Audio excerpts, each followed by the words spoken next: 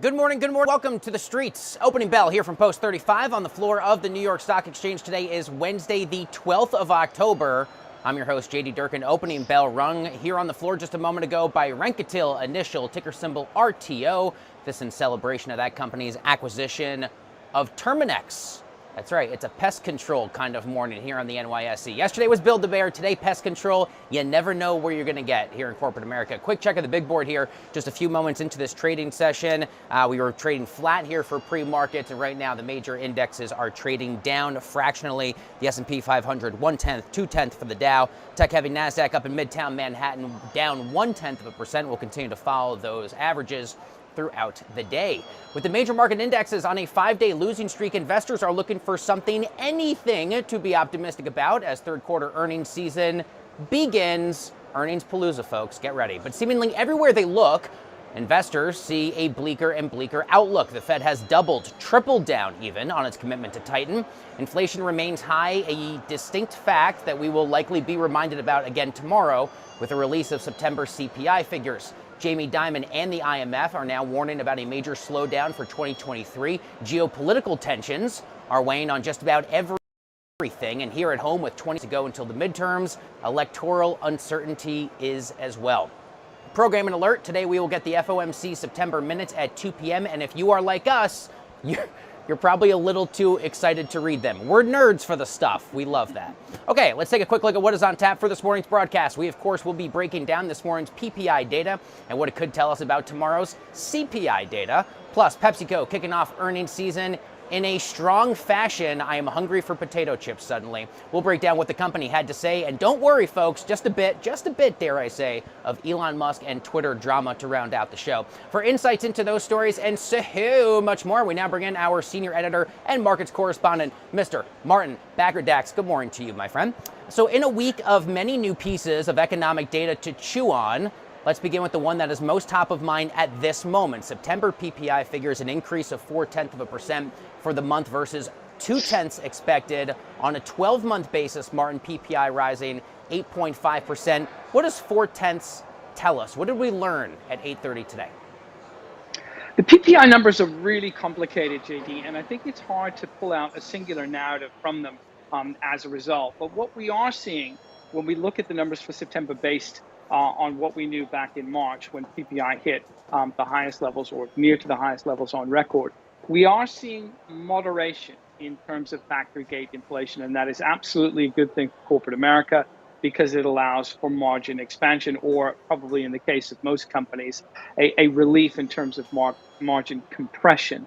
But I think more troublingly, JD, is the fact that we are seeing inflationary pressures more deeply embedded into components at the factory level than we first anticipated. And by that, I mean, in terms of the rising costs of producing services as well as goods, we are seeing these embedded cost pressures, which are lifting both headline and core producer prices. That does suggest that those very same pressures are likely to be embedded into the consumer economy as well. And therefore, that will probably mean that inflation stays at elevated levels for longer than we are currently anticipating. This might explain why the Fed has been so insistent that it hasn't made any progress on inflation as yet, even though we saw some moderation over the summertime in CPI numbers, and why they feel that they need to take the Fed funds rate to that elevated 4.5% level, or perhaps even beyond, for a longer period into 2023, even if it means, as is currently the case, a shallow or maybe even potentially deeper recession for the US economy. The Fed is seeing what we are seeing, and as a result, I think they are worried, and we are becoming worried along with them, that inflation is finding itself more embedded into the economy than we first assumed even a few months ago. So give us a quick expectation, if we can, for tomorrow's CPI data. You talked about it there a moment ago. What we got today is oftentimes a bit of an indicator. If PPI is higher than the street's expectations, then dare I ask, what are you expecting tomorrow, Martin? One doesn't always follow the other, JD, it has to be said. And this is one of those rare occasions where the PPI data comes first ahead of the CPI. Typically, it's the other way around. But I think these numbers do give us a sense of what we can anticipate in terms of headline numbers tomorrow for the CPI, which is probably going to accelerate into the low 8% range, maybe 8.1, 8.2%. But more troublingly, I think, is the fact that the rent component of CPI at the headline level, which is extremely significant and one of the heaviest weights on the entire measurement, is going to lift that CPI rate perhaps even above the street's expectations. And you can see the spillover implications from the slowdown in the housing market now bubbling up into the rent market. It's simply a case of mortgage prices or mortgage levels being too high in terms of affordability for a lot of Americans, and therefore they are opting to rent instead of to buy, and therefore rents can stay elevated, and that is going to continue to push CPI rates higher. So I'm expecting the potential for a hotter than expected reading tomorrow, and if there is any kind of October rally holding as we get to that reading at 8:30 a.m., it's going to be tested in a significant way as a result. Martin, you've been doing this a long time. We've been talking all weekend for the last few weeks about all these new data points that are going to come out. We obsess over them, and understandably so. The entire street does. And I wonder, in your years of doing this, do you see that there is unique fascination with the teeny tiny data points given the overall market volatility, or is this usually how it is for people that may be kind of just paying attention a little bit more now maybe than they did in previous cycles? Yeah, see, that's a really interesting insight, JD, because I think you're absolutely right. We're seeing the ebbs and flows in terms of what Wall Street pays attention to. In my early days in the business, and I'm talking about back in the early 1990s when I was a young whelp on the bond desk, certain economic indicators were the flavor of the month. When they came out at 8:30 a.m., we were laser focused upon them because they had such an implication for markets and for not only bond markets where I work, but also for the broader equity markets as well. Things like money supply, things like inflation, and those sort of releases. That began to change a little bit in the 2000s and beyond when a lot of quant and program trading began to take over, and the individual releases were not nearly important as specific components in the broader market, which triggered these big trades. So we went away from being focused on data to being focused on broader trends, which were very specific and unique, I would say, to various investment banks, and not necessarily, their importance wasn't necessarily shared by everyone. Then we went back to where we used to be when the Federal Reserve inserted itself into the financial markets so significantly after the financial crisis. Global central banks followed suit. They became the lender of last resort and a player in the bond market that was, without question, the most important. And because the Fed is data focused, we had to be data focused as well. So we've come back to that old school focus on the numerics that are released each month by the various US institutions. And because inflation is the most important dynamic for the Fed's mandate, at least at this point, this is why we are so over focused upon it. And I would have to say for good reason. But it is a bit of a flashback to how we used to do things. I'm not sure if it's a good sort of retrograde movement, but nonetheless, this is here we are. Not all flashbacks are good. Some can be good. Some maybe not. Maybe not so much. I appreciate that a bit of Reminds me there. of when I used to be sent out for coffee all the time. Yeah. How do you take your coffee, by the way? I'm black. Absolutely. Yeah. I don't want are you an iced coffee No, fan? Or you like it hot? I do like iced coffee, but generally I don't want any disturbance in my caffeine intake. And I just think that sugar and milk and everything else like that is more of an impediment than anything else. I enjoy the bitterness. It reminds me of my soul. That might be the most important topic that we talk about this morning, is how you take your coffee. I also take mine black, by the way. I do like it iced a little bit from time to time, but I'm not throwing anything in there. I'm there with you. Okay, so let's talk about the Fed. I like they gave me a full screen box just to show off my coffee. Thank you, everyone. Let's stick with the Fed here on to, I guess, slightly more important issues. No, of course. Cleveland, interesting comments here yesterday from Cleveland Fed President Loretta Mester. She said, quote, "There's been no progress on inflation." Probably not what most people want to hear, but that is the messaging we've gotten from the Fed. All the Fed officials are in lockstep on that. What does a comment like that tell you in a week like this, Martin?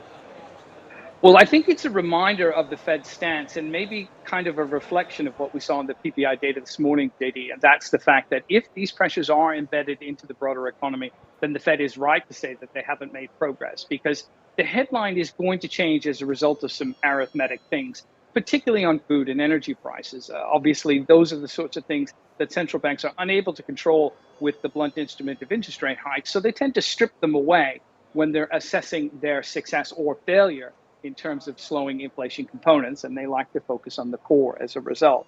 But if we are seeing those core pressures bubbling up and holding at elevated levels, it does worry the Fed, because things like wage increases, the tight labor market, and other aspects of the economy are not being affected by the central bank tightening. And therefore, as a result, they may have to do more of it, or they may have to be more creative alongside of it. Or in the most likely instance for the Fed, they're going to have to hold interest rates at elevated levels for a longer period of time. And Loretta Mester sort of hinted at that when she said she doesn't see any case for a rate cut next year. So again, I think the anticipation that the Fed was going to front load interest rate hikes, hold them for a while, and then pull back if the economy were to slip in recession has been has been erased to some degree by Mester's comments, and indeed the reflection of her colleagues, that because they're not making the progress they would like to see on inflation, they're going to have to hold that rate for longer. And therefore, we're not going to see a rate cut, even with a pullback in economic activity, until probably 2024 at the earliest. Wow. Okay, let's stick with more or less the same conversation. We will get the FOMC minutes for September. They're due out at 2 o'clock later on today. We already know, of course, what the September decision was. We know what Chair Powell and his colleagues have said, including the previous question. What more can we learn specifically from seeing the minutes, Martin, that we might not otherwise know? I don't think there's going to be a great deal of surprise in the minutes. And I think, JD, this is largely because the Fed has been so coordinated and, in my mind, effective in its messaging in between meetings. You're not getting a whole lot of controversy with respect to comments from various voting members on the Open Markets Committee. And that's the group of Fed officials that ultimately decide on interest rates with Chairman Jerome Powell. They're largely singing from the same hymn sheet and delivering that singular message. Now, what we may find from the minutes, however, is a more granular discussion as to what the Fed might want to do in terms of changes to its balance sheet policy. At the moment, they have been slowly accelerating the sales of bonds that sit on the balance sheet, most of which were purchased as part of that decade-long experiment with quantitative easing. They may want to accelerate that because they feel that they could, as a result, allow for further policy tightening without having to change their interest rate policy. But dumping more bonds onto the market right now might indicate or may sort of trigger even more dislocation than we're seeing in the bond markets at present. And of course, we're still waiting for the ripple effect of what's happening in the United Kingdom with respect to its pension fund system and Bank of England interventions. And the Fed may not want to play with that just yet because they're concerned that dislocation will lead to price discovery issues that could elevate Treasury bond yields and cause all sorts of havoc, if you will, particularly on the mortgage market here in the US. So we'll have to see, but if I were looking for anything new beyond the messaging that we're already hearing, that's where it would be in terms of the Fed's plan to maybe to what they call quantitative tightening. In other words, instead of purchasing the bonds, selling them back into the marketplace. Absolutely. Okay, so to the point about the Bank of England, do you mind if I throw in a bit of an unexpected topic here? Absolutely.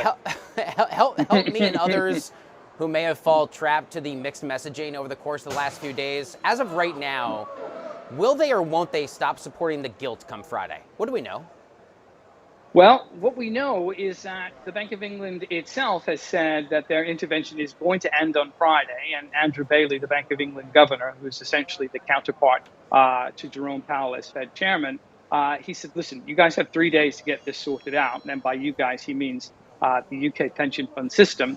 There are some mismatches in terms of their liability-driven investments that have made these pension funds far too reliant on gilt exposure. There aren't enough gilts to go around to make everybody happy, so they've been creating synthetic exposure in the bond options market. Now, when that trade goes against them, they're forced to sell more gilts. Gilt yields rise as a result, prices fall, and they have to sell more gilts to meet margin calls as the result of the depressed prices. So that ever downward loop is the financial stability risk that the Bank of England isolated when it said it was going to buy bonds in order to keep it supported. But they're going to stop doing that, according to the Bank of England, on Friday. The Financial Times, however, has a really detailed report citing 3 separate sources that say the Bank of England could be persuaded to extend it into next week if the pension fund system isn't able to correct the mistakes that it made in being overly reliant on synthetic options over the past few years. Who is going to blink first, I think, is the largest question. The market has mostly stabilized over the past day or so. The pound is trading at around 110 against the US dollar, although we are seeing an uptick in gilt yields. And that does suggest that maybe the pension funds are believing the Bank of England in terms of their warning that this all will come to an end on Friday. But we'll all find out together on Monday morning, I suspect. I suppose we will. And don't worry, folks. Martin and I will be here to bring you what you need to know, or at least what we think we know, if messaging remains consistent. Okay, let's move on to earnings. PepsiCo releasing strong third quarter results before the bell. Vice Chairman Hugh Johnston, interesting interview this morning. He said that Pepsi products make people happy. They're still willing to spend money. There might be parts of the economy people are pulling back at, but he says, what brings you more, I'm paraphrasing, what brings you more happiness than a drink that you really like or that bag of chips that you really like? So my first question for you, Martin, is what is your favorite brand of chip? Do you have like a snack? It doesn't have to be a PepsiCo product. And then number two, also of importance, what do we learn from PepsiCo? But I'm interested in your chip answer first. I love how you prioritize that, JD, because I think you're absolutely correct. We go with chip favorite first and then financial details second. I'd probably say I'm a corn chip guy, although I've sworn off all of it over the past few months as part of maybe an ill-fated exercise regime, but nonetheless. But that would be the go-to snack if I were to be taking it. But at the moment, Resolve is holding, I must proudly say, and I haven't partaken. But now that you tempted me, I think I'm going to head right down to the local 7-Eleven and indulge. That is the way to celebrate a great morning broadcast. You can do that where you are, and I will do that here from the floor of the stock exchange as well. More to the substance here, what did we learn from the earnings? Because obviously it's something that I think the company is feeling pretty proud of itself, at least as of this hour on this morning. The snack numbers were just extraordinary, JD, and that is really the most interesting component of these numbers to me. We saw a 20% organic growth rate for Frito-Lay North America. And that is absolutely astonishing, given the fact that overall volumes were down about 2%. So that really tells us one thing. This is a company that has pricing power. It's able to lever the cost of goods and services, which we talked about with respect to the PPI number, onto its customer base. That customer base is willing to absorb the price increases to buy the snacks that they like. And therefore, as a result, we were able to see stronger than expected earnings for PepsiCo's third quarter, which ended in September. They beat the street by about 13 cents a share. They beat the street on revenue as well, came in just under 22 billion US dollars. And the big gains in Frito-Lay suggest that actually, JD, at a certain point in the future, and it may be less than a year from now, overall revenues in the snacks division will overtake overall revenues in the beverages division. So that, to me, is an extraordinary development for a company like Pepsi, which we just so associate with carbonated beverages. It really won't be long before we probably correctly have to associate them with snacks first and beverages second. Absolutely. Coca-Cola doesn't report, if I'm not mistaken, until October 25th. But I wonder what, if anything, there is that we can glean about this overall state of food and beverage from PepsiCo reporting pretty well here out front, Martin. That's an interesting question. I think for the most part, there were solid, although not spectacular gains for the beverage segment in Pepsi, and that bodes well for Coke. There's no question about it. But another thing that Coke has in terms of, I say another thing, one thing that Coke has in terms of an advantage over Pepsi is that their sort of away from home channels are extremely strong. And by that I mean, JD, and you'll know this better than anybody else, when you go to a sports stadium, you're very likely to see a Coke product and much more likely to see it as opposed to a Pepsi product. So cinemas, sports stadiums, concert venues, things like that have, of course, just exploded in popularity in the wake of the pandemic restrictions. And that has been a very significant growth driver for Coke because they have such a hammerlock on that market. So I'll be interested to see what they're saying about the away from home channel sales, the sports stadiums and elsewhere, and how that's driving earnings. But they don't have the robust snacks division that Pepsi has. So the apples for apples comparison that used to exist between the companies is less so now, and of course is growing as a result of the Frito-Lay growth trajectory. I didn't even think about sports sponsorships. That's true. For whatever it's worth, MetLife Stadium, where the Jets and Giants play, famously have a Pepsi gate. Pepsi is one of the more dominant sponsors up there, of course, with MetLife and Bud Light. And there's Pepsi. It's printed on the tickets. It's a whole big thing. It's been there for many years. So that's always that's a whole other part of the business I never even really think about, right? We have this important food and beverage conversation. The sports sponsorship division is also interesting. Plus imagine the margins, JD, imagine the margins for sports stadium sales for a soda that probably costs a few cents to produce, but we end up happily paying, $4 or $5 for a big cup. So yeah, that away from home channel is incredibly important. I don't know about happily pay that much money, but we certainly do it because I will go into the Giants game and I tell myself I'm not going to buy anything. I don't need a beer. I had one in the parking lot, and then invariably, second quarter comes along and I change my tune like thousands of other fans, I'm sure. So yeah, maybe we're the reason that Pepsi had such a strong quarter. You never know. Okay, Martin, let's do it, my friend. Time now for our rapid fire section. Handful of topics. We'll actually begin with something more or less we were just talking about, but a specific question. Number one, is PepsiCo's snack division on pace to overtake its beverage division? You were getting at that a moment ago. What say you? Yeah, I really think it will, JD. I think within the next year, if we're looking at similar growth rates to the organic expansion that we saw this quarter, then Frito-Lay is going to overtake beverage sales for Pepsi probably within the next 2 or 3 quarters. And really, I think that's an outstanding development for a company that we just so closely associate with carbonated and indeed sports beverages. Now, I think what's interesting too is that the margin expansion in Frito-Lay has been so significant because they were able to grow sales by 20%, even though overall volumes were falling by 2%. So that kind of pricing power that we've talked about with various American companies was incredibly relevant in driving the bottom line for Pepsi, and I think will be so for companies across the country as we head into the third quarter earnings season and the bulk of it next week. Absolutely. Okay, number 2, let's talk about Intel. This is actually something you wrote about on the site this morning. So we'll do rapid fire. I may actually ask you a rare rapid fire follow-up on this one. But number 1, are Intel job cuts in the pipeline here, Martin?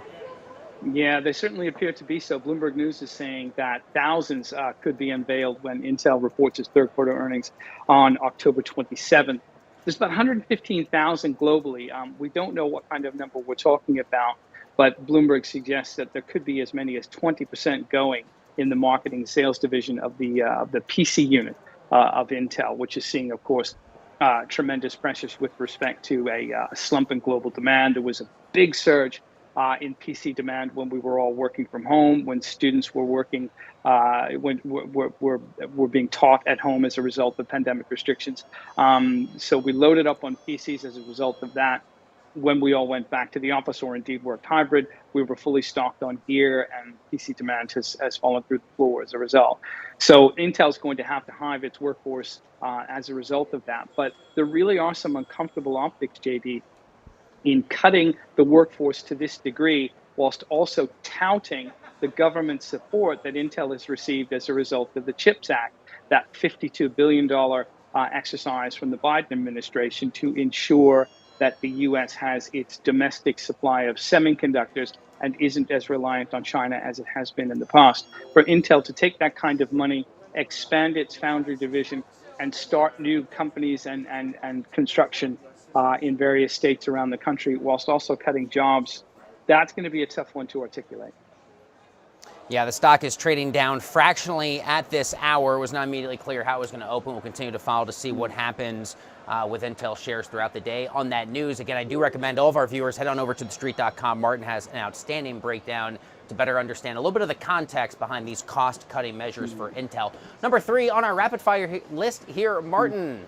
U.S. mortgage rates surging to a 16-year high. Martin, how much higher will they go? 7% seems to be on the cards, and probably not too long from now, JD, based on the pace that we're seeing on the increases. The numbers we saw today were from the Mortgage Bankers Association, essentially an industry lobby group, but they're saying that conforming 30-year fixed mortgage rates rose to about 6.84% last week. That's up 6 basis points from the prior week and the highest since May of 2006. Now, as a result, we saw declines in refinancing, in new applications, and in new purchases. And that is really an expression of what we're seeing in the broader housing market, where housing permits, for new construction are falling to the lowest levels in a couple of years, and house prices are still remaining elevated as a result of there not being a great deal of new supply on the market. So affordability is a big issue now, and actually, in point of fact, this was something that the Fed specifically targeted as part of an interest rate cycle. Jerome Powell described the U.S. housing market as red hot. He said it needs to be cooled down, and he was hopeful that the interest rate hikes were going to do that. So I can anticipate 7% very soon, and maybe even as high as 7.5% and approaching 8% into next year if the Fed is going to continue on its rate hike cycle. And as we've spoken about on many occasions, there's every indication they're going to do that. Absolutely. Okay, number 4 here. I teased this off at the top of the show because I wanted to keep people tuned in because everyone loves a big personality. Everyone loves the Elon Musk Twitter story, and as promised for folks, you didn't know I was leaving it to the very end of the show. Number 4, how will Elon Musk's takeover of Twitter impact the social platform's rules? Yeah, this is what the FT is reporting this morning, JD. They say that the company is beginning to look at tweaking its policies on permanent bans of Twitter users for violating its rules on misinformation and content and other things, and could potentially change some of them to allow users to come back to the platform as a result of previous bans. Now, of course, famously over the weekend, Kanye West had his Twitter account suspended for a period of time as a result of some anti-Semitic messages that were shared through it. And of course, we all know that Donald Trump was permanently banned from the Twitter platform as a result of his actions during the riots on January 6th and the storming of the Capitol. So the suggestion is, and Elon Musk has said as much, that Trump could be invited back onto the platform if he were to own it. Musk has famously described himself as a free speech absolutist. There are many who would argue that that maybe isn't quite the accurate statement that he believes it to be, but nonetheless, if he is the ultimate owner of this company, he could change the rules as he sees fit. So I just thought it was interesting that Twitter was looking at this rule tweak ahead of what is anticipated to be Musk's takeover, because it could sort of indicate the direction at which the social media platform is going to head under its new leadership. So I am going to ask you a rare follow-up on this one. Are there other specific changes? I'm really interested what you think Elon Musk might bring to the table in terms of changing any of the monetization strategy for Twitter. And I don't know how much, or I know you cover a little bit of everything, but I'm curious what the big changes are. Right? He calls himself a free speech absolutist. No one really knows what that means. He says Donald Trump will be back on the platform. All right, that's like a handful of accounts maybe that have been suspended that he'll bring back. But I feel like in terms of the revenue model and the relationship of Twitter to advertising, that's really where I suspect he wants to drive a lot of his attention, assuming this all goes through and there's no issues. Are there other changes? Because I know you're a very active Twitter user. You think Elon Musk will be bringing to the table, I wonder? It's a question that's vexed pretty much everyone, JD, because it's an extraordinarily popular social media platform. And at one stage during Donald Trump's presidency, there was nowhere else to be in terms of news dissemination. And when you're talking about the most powerful man on the planet having that kind of exposure, it was incredible to, I think, me and to a lot of us, that Twitter was not able to monetize that. And if they are unable to monetize the most powerful man at the peak of his powers, you do wonder how they're going to be able to do it under normal circumstances. The setup just really isn't inducive to the kind of advertising that you could see on Instagram and Facebook and indeed TikTok. So it's hard to say exactly the kind of changes that he could bring, or whether indeed he even has a vision for that, because you'll remember that he famously said he actually didn't care about the economics of Twitter. He didn't want to buy it in order for it to be a profit-making machine. He just wanted a platform for people to share opinions in an unfettered way. If we take him at his word, that's absolutely fine, but it does suggest that he probably doesn't have the kind of magic or Midas touch that people are assuming in changing the business dynamic of Twitter, and that ultimately, if he takes the company private, it won't matter.